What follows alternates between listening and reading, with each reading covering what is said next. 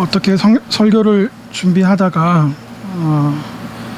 수주 전에 우리 오전 예배에 말씀의 본문과 같게 되었습니다. 오늘 본문은 BC 733년 북이스라엘이 멸망하기 얼마 전의 상황을 담고 있습니다. 이 당시 경찰 국가는 아시리아라고 불리는 아수르라 불리는 아시리아였습니다. 역사 이래로 제국이라고 할 만한 최초의 나라가 바로 이 아시리아입니다.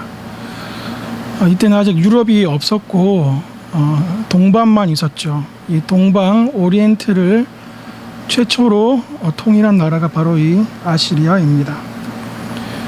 우리가 성경 역사를 보면 아시리아, 또 구바벨론, 신바벨론, 페르시아, 헬라, 로마 제국으로 이어짐을 보게 됩니다. 이 찬란한 문화를 자랑했던 오리엔트 세계를 처음으로 통일했던 아시리아는 이 멸종에 가까운 이 군국주의 국가였습니다. 왜냐하면 BC 9세기부터 BC 7세기까지 이 아시리아가 가장 전성기를 구하는 이 시기 300년 동안 아시리아의 군대는 단 한 번도 패하지 않았기 때문입니다. 이러한 아시리아였기 때문에 팔레스타인을 기준으로 계속해서 서진했던 아시리아의 세력을 견제하기 위해 아람 왕과 북이스라엘은 모압, 암몬, 유다, 에돔 등과 함께 연합군을 조직해서 연합군을 조직하고자 주변 국가들을 강권하게 됩니다. 모든 나라들이 연합군을 조직하던 차에 이 남유다만 반아시리아 연합국에 참여하지 않게 됩니다. 이 남유다가 아람과 북이스라엘을 비롯한 여타의 나라들과 그렇게 호혜적인 관계가 아니었기 때문입니다. 대신 남유다의 아하스는 이 나당 연합군의 전철을 밟게 됩니다. 즉 아시리아의 힘을 빌어서 아람과 북이스라엘의 공격을 막고자 했던 것이죠. 아하스 당시 선지자였던 이사야는 남유다 왕 아하스에게 아람과 북이스라엘의 이러한 도모가 이루지 못할 것이며 동시에 아시리아와도 동맹을 맺지 말고 오직 여호와만 의지하라고 선포합니다. 본문 7절 주 여호와의 말씀이 그 일은 서지 못하며 이루어지지 못하리라. 하지만 지속되는 아람과 북이스라엘에 대한 위협에 남유다 왕 아하스는 이사야를 통한 하나님의 말씀을 믿지 않았습니다. 그 일례로 남유다의 안전을 위한 징조를 보여주시겠다고 말씀하셨지만 아하스는 겸손을 가장한 불신으로 그 징조를 거부했고 오직 자신의 계략 아시리아만을 굳게 믿고 있었습니다. 은혜로운 하나님의 제안에 대한 아하스의 불신앙에도 불구하고 하나님은 임마누엘의 표적을 보여주셨습니다. 본문 14절 그러므로 주께서 친히 징조를 너희에게 주실 것이라. 보라 처녀가 잉태하여 아들을 낳을 것이요 그의 이름은 임마누엘이라 하리라. 우리는 이 말씀을 들을 때에 즉각적으로 예수님의 탄생을 생각하게 됩니다. 하지만 이 14절 말씀은 1차적으로는 아람과 북이스라엘의 위협을 당면한 남유다 왕 아하스에게 주신 말씀이시죠. 아하스가 아들을 낳을 것인데 그 아들이 16절 악을 버리며 선을 택할 줄 알기 전에 곧 사리 분별할 수 있는 성인이 되기 전에 곧 이스라엘 풍습으로 13세가 되기 전에 아람과 북이스라엘 왕이 패할 것이라는 하나님의 위로의 말씀입니다. 실제로 아람과 북이스라엘은 각각 BC 732년, 722년 아수르 왕 살마네셀 5세에 의해 멸망되었습니다. 이 모든 약속의 말씀이 하나님이 너 아하스와 하나님이 너 이스라엘과 함께 하시겠다는 임마누엘에 다 포함이 되어 있는 것이죠. 중요한 것은 이 임마누엘의 말씀을 하나님이 남유다와 함께 하셔서 아람과 북이스라엘로부터 지키겠다는 이 임마누엘의 말씀을 아하스가 믿지 못했다는 것입니다. 하나님의 말씀을 의지하지 않고 자신의 꾀를 믿었던 아하스는 어떻게 되었을까요? 아하스의 바램대로 아시리아는 북이스라엘과 아람을 물리쳐 주었습니다. 열왕기하 16장 9절 아수르 왕이 그 청을 듣고 곧 올라와서 다메섹을 쳐서 점령하여, 다메섹은 오랫동안 아람의 수도였죠. 그 백성을 사로잡아 기르로 옮기고 또 르신을 죽였더라. 하지만 이렇게 처음에 유다를 돕는 것 같은 아시리아는 주객이 전도되어 아람과 북이스라엘뿐 아니라 청했던 유다까지 압제하고 수탈을 하게 됩니다. 역대하 28장 19절 이는 이스라엘 왕 아하스가 유다에서 망령되이 행하여 여호와께 크게 범죄하였으므로 여호와께서 유다를 낮추심이라. 아수르 왕 디글랏 빌레셀이 그에게 이르렀으나 돕지 아니하고 도리어 그를 공격하였도다. 이후 아하스는 여호람, 요아스와 함께 열왕의 묘실에 묻히지 못하는 세 번째 왕으로 기록되는 것으로 그의 일생을 마무리하게 됩니다. 아하스에게는 무엇이 잘못되었을까요? 다시 말해 하나님께서 아하스에게 원하셨던 것은 무엇일까요? 이 질문에 오늘 본문 9절 후미는 우리에게 아주 중요한 단서를 하나 제공해 주고 있습니다. 9절 후미입니다. 만일 너희가 굳게 믿지 아니하면 너희는 굳게 서지 못하리라 하시니라. 사실 BHS 구약 원어 성경을 보시면 이 7절부터 9절 말씀은 산문이 아니라 운문으로 되어 있음을 확인할 수 있습니다. 그만큼 함축적이라 할 수 있겠는데요.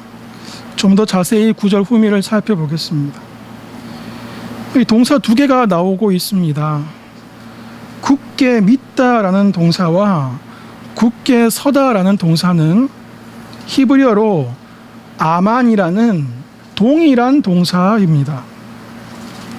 그럼 어떻게 이 동일한 동사가 다른 두 의미로 기록되어 있을까요? 우리 영어에 보면 가정법, 직설법, 명령법, 법이 있죠. 이렇게 히브리어 문법에도 법이 있습니다. 전자의 굳게 믿다라는 단어는 동사 아만의 히필법이 사용되었습니다. 조금 낯선데요. 히필법이란 사역형입니다. 뭐뭐 하게 하다라는 사역형입니다. 한편 후자 이 동사 아만이 히필법으로 사용되면 믿다라는 뜻이 됩니다. 그래서 굳게 믿다라고 성경은 번역하고 있죠. 한편 후자의 굳게 서다라는 단어는 동일한 동사 아만에 니팔법이 적용되었습니다. 니팔법은 쉽게 말해서 영어의 수동태와 같습니다. 근데 이 아만이라는 동사는 네 팔의 옷을 입으면 믿어지다라는 수동의 의미가 아닌 그 뜻이 완전히 바뀌어서 견고히 서다, 든든히 거하다라는 뜻을 가지고 있습니다. 히브리 동사에는 이렇게 법에 따라서 의미가 완전히 바뀌는 경우가 낯선 일이 아닙니다. 그런데 이 9절 말씀 후미를 아주 흥미롭게 번역한 성경 말씀이 있습니다. 그것은 바로 70인역입니다. 이 70인역은 조금 어려운데요. 히브리어로 적힌 구약의 말씀을 히브리어를 모르는 헬라 사람들이 읽을 수 있도록 구약의 히브리어를 헬라어로 번역한 헬라말 구약 성경입니다.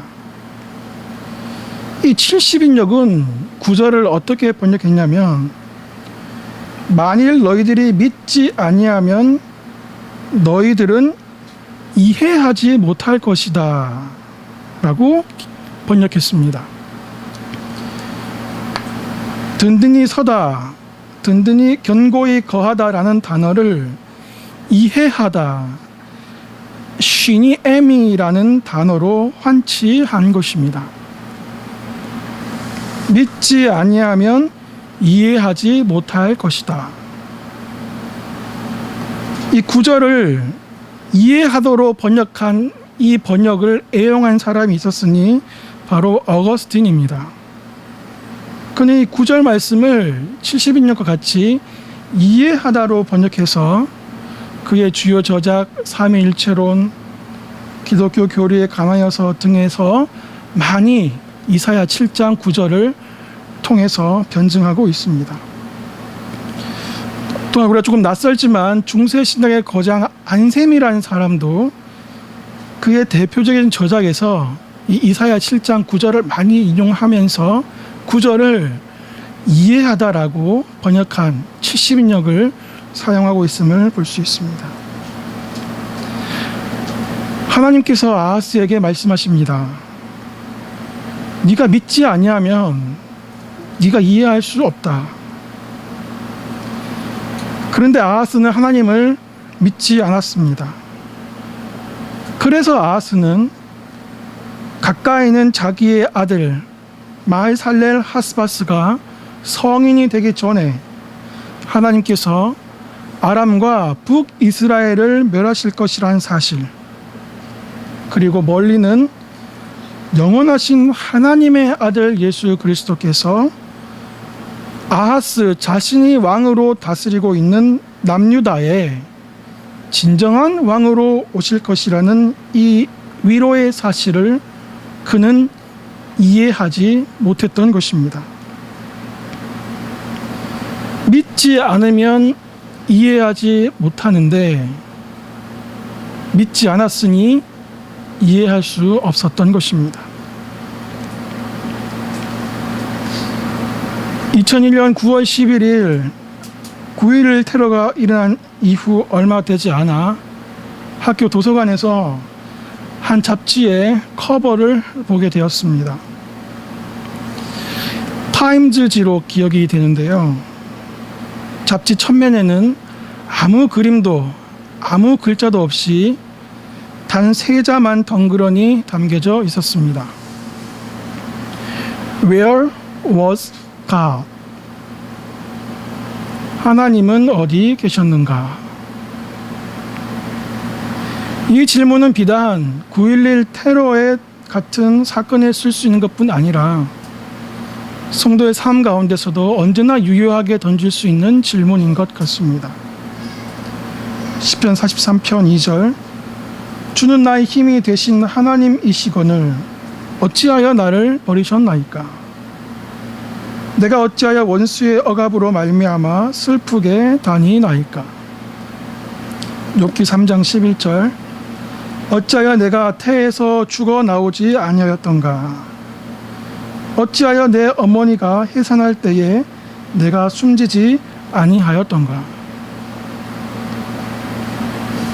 시인과 욥의 이 정도만큼은 아니라도 우리는 매일매일 이해할 수 없는 우리 개인의, 우리 공동체의, 또 세상의 모든 일들을 하루하루 만나게 됩니다. 매일의 삶이 기적이요 은혜라는 것이 진리라고 한다면, 동일한 논리로 우리 매일의 삶이 이해할 수 없는 기가 막힐 웅덩이와 수렁을 만난다 해도 과언이 아닐 것입니다. 이때 하나님은 우리에게 말씀하십니다. 믿지 아니하면 이해하지 못할 것이다. 이해하기 위해서는 믿어야 한다. 사랑하는 성도 여러분, 우리가 이 모든 것을 이해하기 위해서는 믿어야 할 것입니다.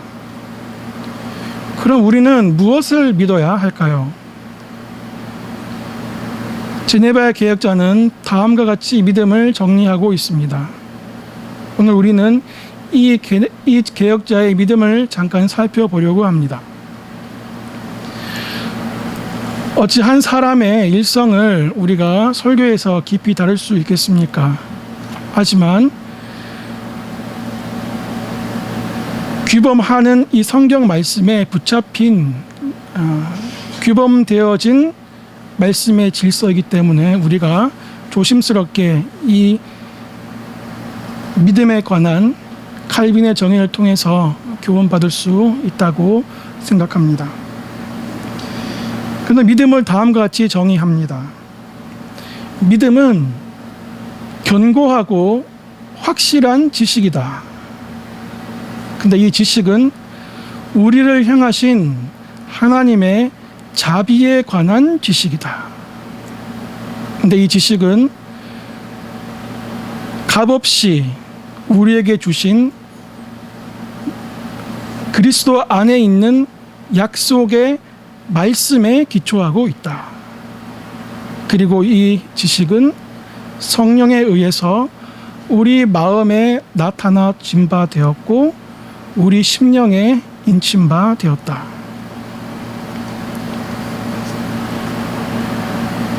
거의 역사상 처음으로 칼빈은 믿음을 지식이라고 말합니다. 믿음은 견고하고 확실한 지식인데,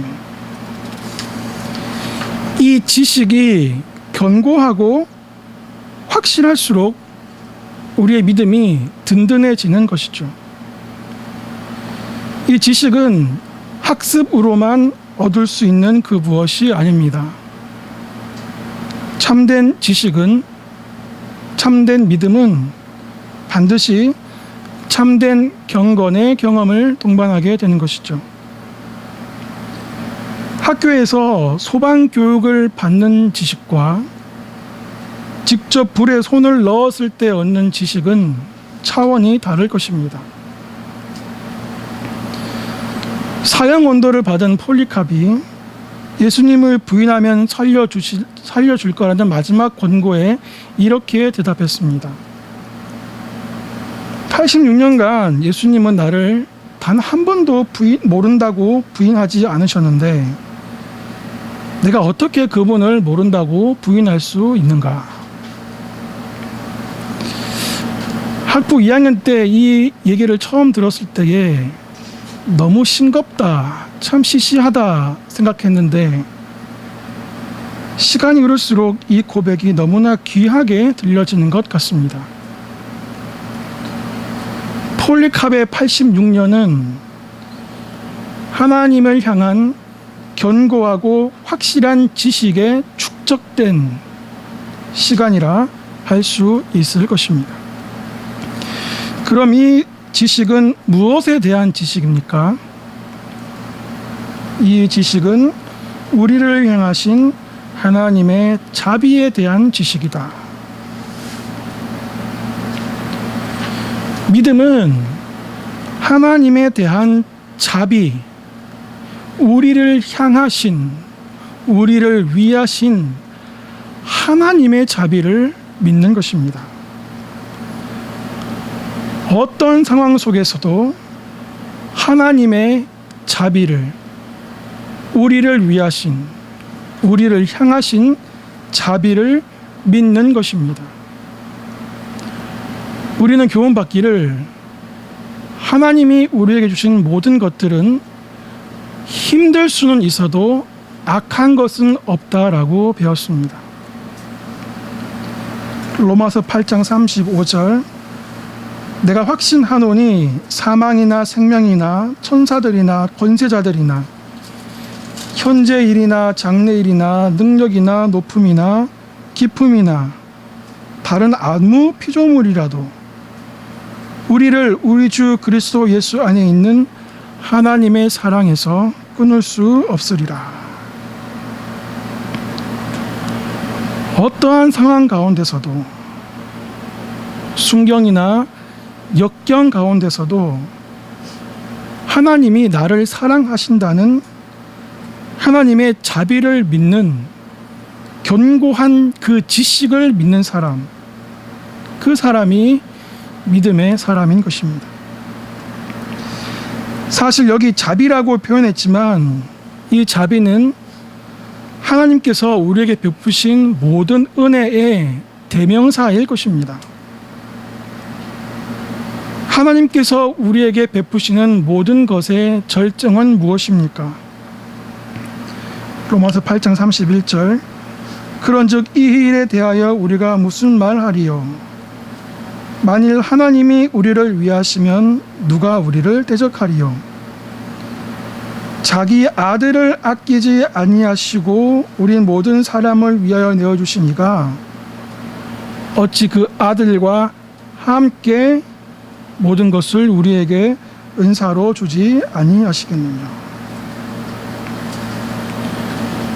제네바의 개혁자가 말했던 자비는 곧 아들을 주시기까지, 아들과 함께 모든 것을 주시는 그 사랑을 말하는 것입니다.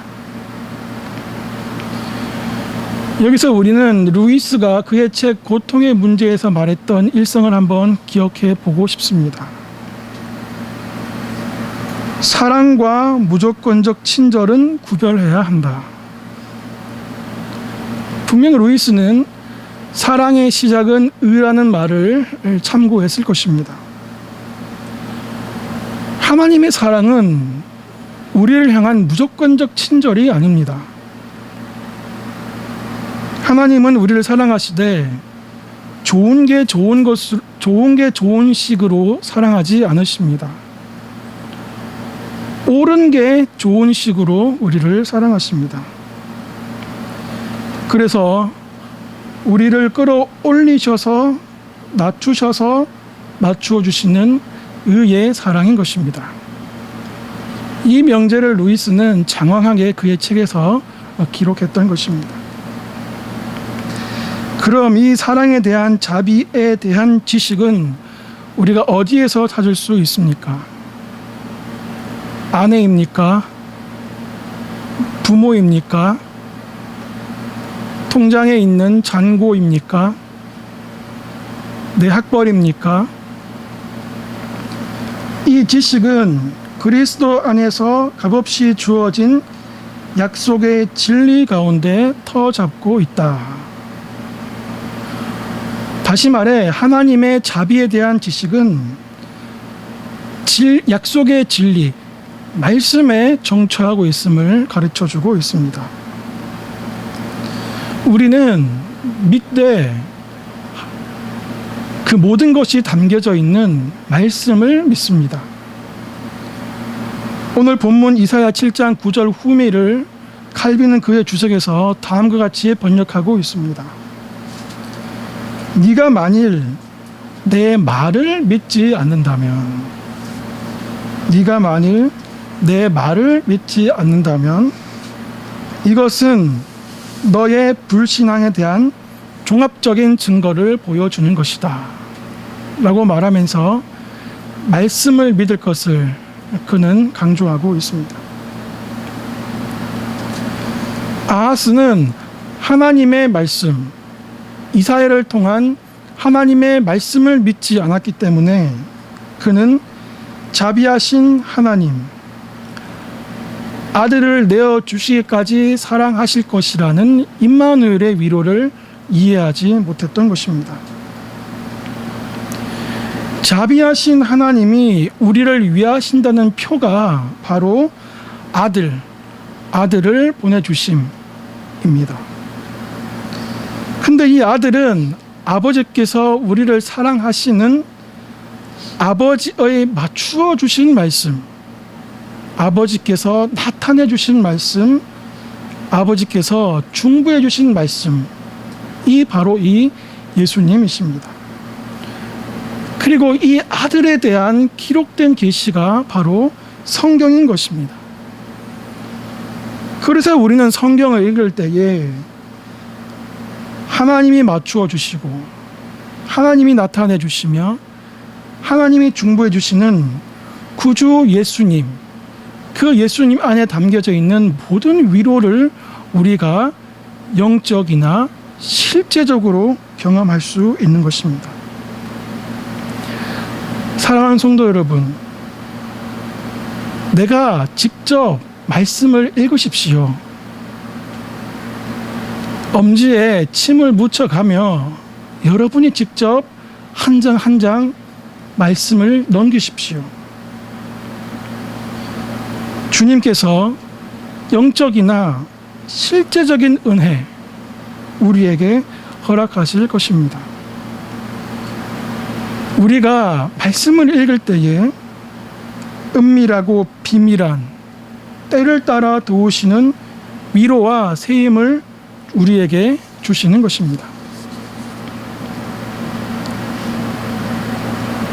양방식 경건과 한방식 경건을 생각해 볼 수 있습니다. 양방식 경건은 무슨 문제가 터졌을 때만 급히 어디 가서 기도받고 난리법석을 떠는 태도입니다. 하지만 한방식 경건은 평소에 말씀과 기도로 소위 내공을 쌓는 태도입니다. 말씀과 기도로 튼튼한 경건의 기초가 갖추어지면 어떠한 바이러스가 와도 말씀의 질서 가운데서, 경건의 질서 가운데서 우리가 그것을 이길 수 있는 것입니다. 이렇게 말씀을 통해 우리의 마음을 굳건히 세우고 어두움의 영을 이기며 이 세상과 내 자신을 해석하는 것이 바로 은혜가 하는 일입니다. 진리의 말씀, 계시의 말씀이 우리 안에서 역사하는 것, 그것이 바로 은혜인 것입니다. 그리고 이 지식은 성령님을 통해 우리 마음에 나타났고 우리 심령에 새겨져 있다. 우리가 말씀을 읽을 때에 성령님께서는 우리를 향한 하나님의 자비에 대한 지식을 생생하게, 확고하게 해주시는 것입니다. 뿐만 아니라 우리가 말씀을 읽을 때에 성령님께서는 우리를 향한 하나님의 자비한 지식을 생생하고 확고히 할 뿐 아니라 그 자비의 정점이신 예수 그리스도를 기쁨으로 순종할 수 있는 힘도 주시고, 종국에는 그 순종에 따라 주님과 온전한 연합, 화목에까지 이르게 하신 것입니다. 사랑하는 성도 여러분, 믿음은 확실하고 견고한 지식인데 이 지식은 우리를 향한 하나님의 자비의 지식입니다. 이 지식은 그리스도 안에서 값없이 주어진 약속의 말씀, 약속의 진리 가운데 터잡고 있는 것인데, 이 지식은 성령님을 통해서 이미 우리 안에 들어났고 우리 심령 가운데 새겨진 바 되었습니다. 우리를 향하신 사랑의 하나님, 그 사랑의 정점이신 예수 그리스도, 그 사랑을 역사하시는 성령님, 우리가 이 삼위 하나님을 온전히 믿는다면 우리는 어제 나를 그렇게 인도하셨던 하나님, 오늘 나를 이렇게 두시는 하나님, 내일 나를 어떻게 인도하실 하나님을 이해하고 고백하고